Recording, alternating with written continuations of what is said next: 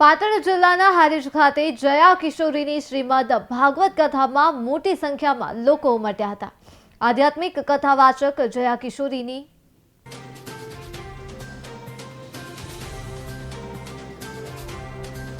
હારીજ ખાતે જલિયાણ પરિવાર દ્વારા આયોજિત શ્રીમદ ભાગવત કથામાં બીજા દિવસે મોટી સંખ્યામાં ભક્તજનો જોડાયા। તો જલિયાણ સોસાયટી પરિવારના નિવાસસ્થાનેથી પ્રથમ દિવસે વાજતે ગાજતે પોથી યાત્રા નીકળી હતી અને ત્યારે બીજા દિવસે જયા કિશોરીના મુખેથી કથાનું રસપાન સાંભળવા સાધુ સંતો સહિત રાજકીય અગ્રણીઓ હાજર રહ્યા હતા। તો હારીજમાં ભાગવત કથાનું આયોજન કરાયું, જ્યાં જયા કિશોરીની કથામાં લોકો ઉમટ્યા હતા અને વાજતે ગાજતે પોથી યાત્રા નીકળી હતી।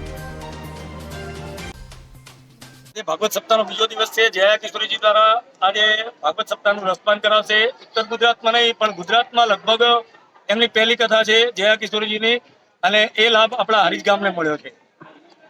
કલ્યાણ ગ્રુપ એનું આયોજન કરેલું છે। કેવી પ્રકારની વ્યવસ્થા અને કેવી રીતે પૂરેપૂરું મેનેજમેન્ટ છે। લોકોને ઘરેથી ગાડીઓ દ્વારા એક લાવવાનું મેનેજમેન્ટ છે।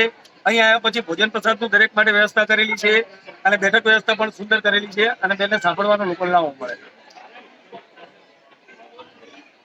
કેટલા માણસો કથામાં રસપાન કરે છે? અંદાજે રોજ અમારો 2500 થી 3000 માણસનો ટાર્ગેટ છે, પણ આજે એવું દેખાય છે કે આજે કદાચ 1000 માણસ વધી જશે। 3500 થી 4000 માણસ આજે રવિવાર છે તો લોકો આવેલા છે અને અમે બહુ ખુશ છીએ કે લોકો આજે કથા સાંભળવા વધારે લોકો આવ્યા છે। શું નામ આપનું? મિતેશભાઈ ઠક્કર।